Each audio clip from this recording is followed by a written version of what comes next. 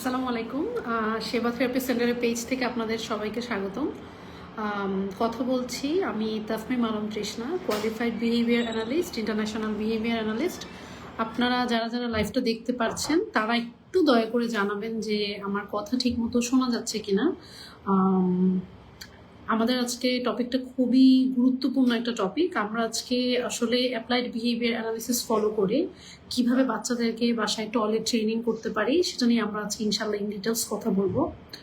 So আপনারা যারা যারা লাইভটা দেখছেন একটু দয়া করে সবাই শেয়ার করে দিবেন, এবং আপনাদের যদি কোনো কোয়েশ্চেন থাকে টয়লেট ট্রেনিং নিয়ে সব কিছু নিয়ে আমরা আজকে লাইভে আসলে কথা বলার চেষ্টা করব বুঝিয়ে, কারণ এটা নিয়ে আমরা আসলে অনেক রিকোয়েস্ট পেয়েছি। ফারিহা আঞ্জুম ফারিন আপু লিখেছেন আসসালামু আলাইকুম। ওয়ালাইকুম আসসালাম আপু। আমরা আজকে লাইভে কথা বলবো আসলে খুব ইন্টারেস্টিং এবং খুব গুরুত্বপূর্ণ একটা টপিক, সেটা হচ্ছে বাচ্চাদেরকে কিভাবে আমরা এবিএ থেরাপি ব্যবহার করে টয়লেট ট্রেনিং করতে পারি। যারা যারা লাইভটা দেখছেন একটু সবাই শেয়ার করে দিবেন। তামান্না জোবায়দা আপু লিখেছেন আসসালামু আলাইকুম আপু। জি জি ওয়ালাইকুম আসসালাম। আজকে আমরা টয়লেট ট্রেনিং নিয়ে কথা বলবো। আমরা মূলত সেবা থেরাপি সেন্টারের পেজ থেকে, ফেসবুক পেজ থেকে অভিভাবকদের জন্য বিভিন্ন ফেসবুক লাইভ করে থাকি, যাতে বাসায় আপনারা যারা বাচ্চাদের আচরণগত ব্যবস্থাপনা নিয়ে স্ট্রাগল ফেস করছেন তাদের জন্য উপকার হয় আসলে। তো যার জন্য আমরা আসলে ওটার উপর বেস করে আমরা কিছু ছোট ছোট লাইভ করার চেষ্টা করি আমাদের পেজ থেকে। মাইশা নওশিন আপু লিখেছেন আসসালামু আলাইকুম। জি জি ওয়ালাইকুম আসসালাম। যারা কষ্ট করে আমাদের লাইভটা দেখছেন সবাইকে অনেক ধন্যবাদ। আমরা সেবা থেরাপি সেন্টারে মূলত হচ্ছে অ্যাপ্লাইড বিহেভিয়ার অ্যানালিসিস বা এবিএ থেরাপি দিয়ে থাকি। আমাদের এবিএ থেরাপিটা অনেকেই জানতে চান যে আসলে এবিএ থেরাপিটা কি। এবিএ থেরাপি হচ্ছে একটা সায়েন্টিফিক এবং ইভিডেন্স বেসড থেরাপি, যেটা অটিজম বৈশিষ্ট্যসম্পন্ন বাচ্চাদের জন্য গোল্ড স্ট্যান্ডার্ড ট্রিটমেন্ট বলা হয়। এবং এবিএ থেরাপিতে মূলত আমরা একটা বাচ্চার সোশ্যাল স্কিল, কমিউনিকেশন স্কিল, তারপরে হচ্ছে আনহেল্পফুল আচরণ, নিজেকে আঘাত করা বা হচ্ছে অন্যকে আঘাত করা, কান্নাকাটি করা, লিখতে না চাওয়া, ধৈর্য না ধরা, নিজের কোনো একটা জিনিস না চাইতে না পারা ইত্যাদি ব্যাপারগুলো নিয়ে আমরা কাজ করে থাকি। আমরা মূলত আমাদের থেরাপি সেশনে টয়লেট ট্রেনিং এর কাজগুলো করে থাকি, কারণ maximum ABA therapy session maximum বাচ্চাদের জন্যই আমরা মূলত অ্যাটলিস্ট 2 আওয়ার্স থেকে স্টার্ট করা হয় পার ডে করে।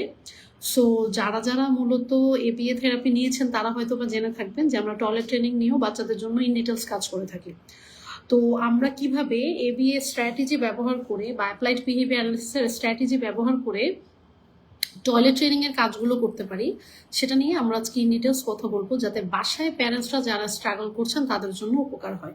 আমি রিকোয়েস্ট করব যে যারা যারা লাইভটা দেখছেন সবাই একটু শেয়ার করে দিবেন সবার সাথে। আমরা যত বেশি শেয়ার করব তত বেশি আসলে আমাদের বেশি বেশি আমাদের বাবা মা যারা আছেন তাদের উপকার হবে, যে কিভাবে আমরা মূলত টয়লেট ট্রেনিংটা বাসায় ইন্ট্রোডিউস করতে পারি। তাহলে আমরা আসলে মূল আলোচনায় চলে যাই। সেটা হচ্ছে টয়লেট ট্রেনিং মূলত প্রথমে একটা কোশ্চেন আসে যে কোন বয়স থেকে শুরু করব।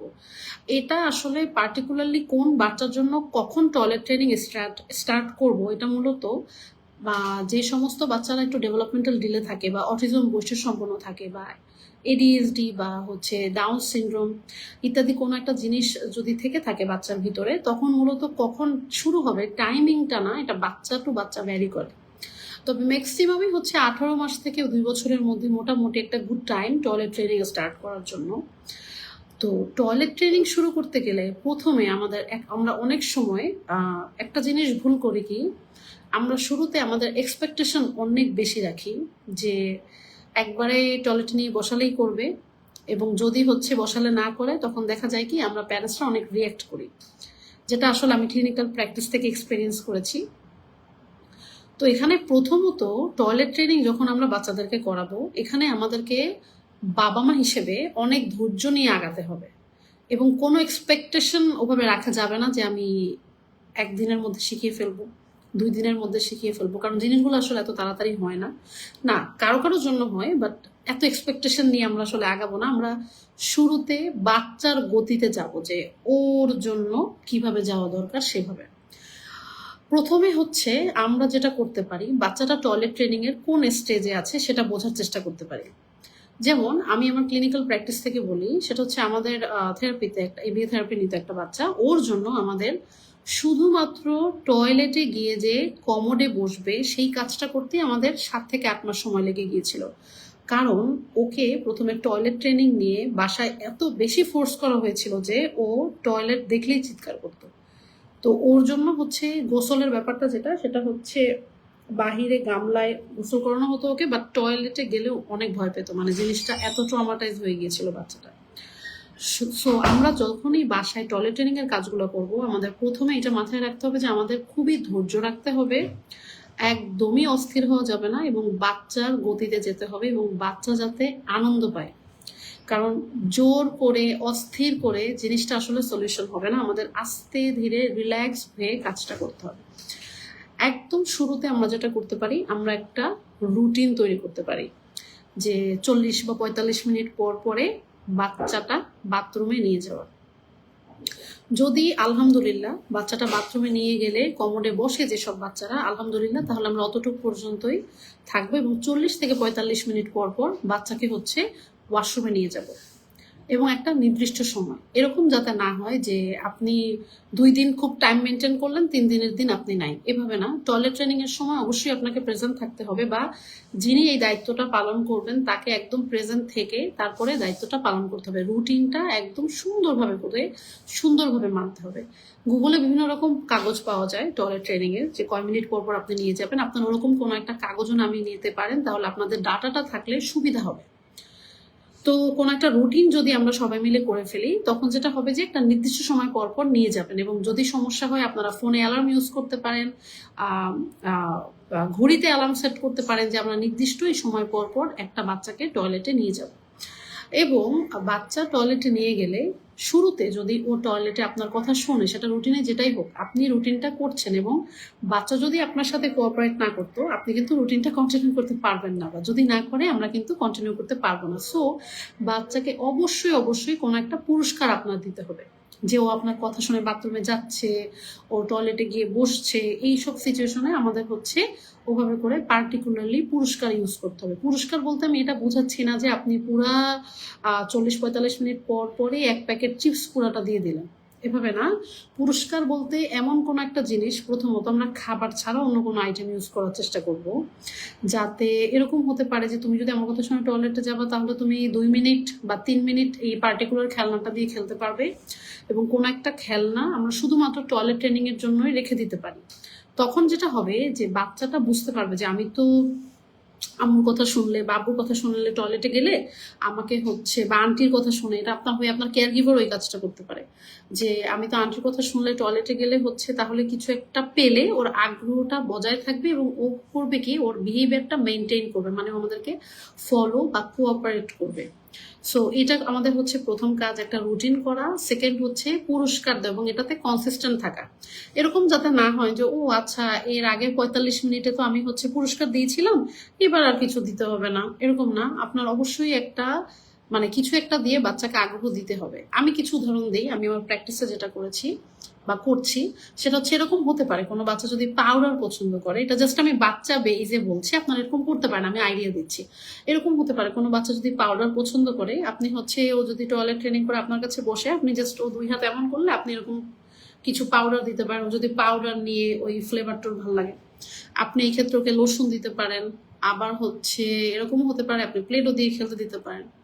এগুলো তো গেল সেন্সরি টাইপ টয়ের কথা। আপনি হচ্ছে ওকে গাড়ি দিতে পারেন যে 2 মিনিট খেলবে, প্রত্যেকবার 40 মিনিট পর পর যে তুমি আমার কথাটা শুনো, তোমাকে আমি এই ধরনের খেলনা দিব। আপনি এইভাবে করে বাচ্চাকে পুরস্কার দিতে পারেন, কিন্তু ও যাতে এটা বুঝে যে গাড়িটা শুধুমাত্র টয়লেটের পরেই আসে। এরকম যাতে না হয় যে গাড়িটা তো মানে ঘরের মধ্যে পড়ে থাকে, আপনি জাস্ট ওই খেলনাটাই দিলেন। এমন কিছু একটা দিতে হবে যেই খেলনাটা শুধুমাত্র আপনার কাছে এক্সেস থাকে, আপনি এটা লুকিয়ে রাখেন, শুধুমাত্র আপনার কথা শুনলে টয়লেটে গেলে আপনি এই খেলনাটা দেন। আপনাকে এইভাবে করে একটু কষ্ট করতে হবে। এরকম যদি থাকে যে আপনি বাচ্চাকে এমন একটা খেলনা দিলেন যে খেলনা বিছানার উপরে, টেবিলের উপরে এমনিই পড়ে থাকে, তখন কিন্তু ওর আপনার কাজের প্রতি আগ্রহ হবে না, কারণ এটা ওর এমনি ওর এক্সেস আছে। আমাদের এমন একটা কিছু দরকার যেটা আমার কাছে সবসময় অ্যাভেলেবল থাকে না, এটা কিন্তু মাথায় রাখতে হবে। আর একটা আমরা যেটা করতে পারি সেটা হচ্ছে আমরা যখন টয়লেট ট্রেনিং করাবো বাচ্চাদেরকে তখন আমরা ভিজুয়াল সাপোর্ট ইউজ করতে পারি। কারণ অনেক সময় হয় কি আমরা হচ্ছে ভার্বালি অনেক ইনস্ট্রাকশন দিই, প্যান্ট খোলো, বসো, বসে থাকো, নড়বো না, চড়বো না, হাত নিজের কাছে রাখো, অনেক কিছু হতে পারে আপনার টয়লেটে, পানি দিয়ে খেলবো না, ঠান্ডা লেগে যাবে, এটা করো। তো আমরা যদি বারবার বারবার এরকম ভার্বাল রিমাইন্ডার দিই এটা কিন্তু বাচ্চাদের জন্য অনেক বেশি ক্ষতিকর। এবং ভার্বাল প্রম্পট মানে ভার্বালি যদি আমরা কোনো কিছু আমাদের বাচ্চাদের বলি তখন কিন্তু এটা চাইলেও আমি আপনি সরিয়ে নিতে পারবো না। সো আমরা ভিজুয়াল সাপোর্ট ইউজ করতে পারি। আমরা কথা না বলে ভিজুয়াল সাপোর্ট জাস্ট পয়েন্ট করব এবং তারপরে বাচ্চাটা ফলো করলে অবশ্যই আমরা পুরস্কার দেবো। এবং যখন আমরা এই জিনিসটা কনসিস্টেন্টলি করতে পারবো তখনই কিন্তু বাচ্চা আমাদেরকে আরো বেশি বেশি করে ফলো করবে। আমরা এই কাজগুলো করতে পারি। এবং এই জিনিসগুলো করার মাঝখানে যদি কখনো কোনো অ্যাক্সিডেন্ট হয়ে যায়, আল্লাহ না করো, তখন কিন্তু অনেক বেশি রেগে গিয়ে কোনো পানিশমেন্ট দেয়া যাবে না। ধৈর্য সহকারে আপনাকে আবার শুরু করতে হবে এবং চালিয়ে যেতে হবে। এটা হচ্ছে মূল লক্ষ্য। এবং সবকিছুর সাথে কিন্তু আপনার বাবা মা হিসেবেও যখন আপনি প্র্যাকটিস করবেন আপনার ডাটা নিতে হবে যে আপনি যে কাজটা প্র্যাকটিস করছেন 2 মাস যাবত 3 মাস যাবত আপনার সফলতার হার কেমন বা কিভাবে আগাচ্ছে, এটার একটা ডেটাটা রাখলে খুবই ভালো। তো মোটামুটি আমি ওভারঅল এই আলোচনাগুলোর মাঝে যে কথাগুলো বলতে পারি সেটা হচ্ছে প্রথমত হচ্ছে আমাদের বাবা মার অনেক ধৈর্য রাখতে হবে, অনেক বেশি এক্সপেকটেশন রাখা যাবে না, বাচ্চার গতিতে আমাদের হাঁটতে হবে। অনেক বেশি মানে খুব দ্রুত করতে চাইলেও হবে না যদি বাচ্চার জন্য সেই জিনিসটা ওভারলোডেড হয়ে যায়। এবং বাচ্চার ছোট ছোট সফলতা সেগুলো কিন্তু আমাদের সেলিব্রেট করতে হবে। ধরেন বাচ্চা পিয়ের কয়েকটা ফোঁটা প্যানে পড়লো বা কমোডে পড়লো, সেটা কিন্তু আপনাকে পুরস্কার দিয়ে হোক ভার্বালি বলে হোক বাচ্চাকে বোঝাতে হবে যে I am very happy for you, কারণ তুমি এতটুকু করেছো। এবং কোনো একটা জিনিস টয়লেট ট্রেনিং করতে গেলে যদি অ্যাক্সিডেন্ট হয়ে যায় সেই সময় পানিশমেন্ট দেওয়া বা বাচ্চাকে খোঁচা দেওয়া বা খোঁটা দেওয়া এই কাজগুলো করা যাবে না। এবং শেখার যে প্রক্রিয়া সেটা কিন্তু আমাদের এনজয় করতে হবে।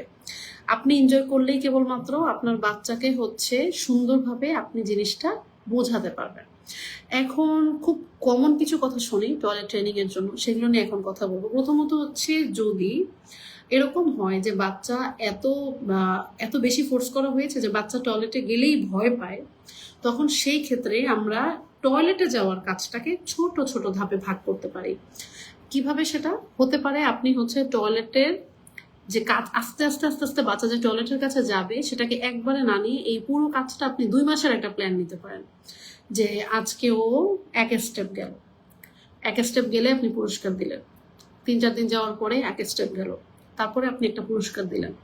এবং এরকম করে করে করে করে যেদিন ও প্রথম মানে বাথরুমের ভিতরে পা রাখলো সেই দিন ওইটুকটা ও তার জন্য কমফোর্ট জোন রাখলেন।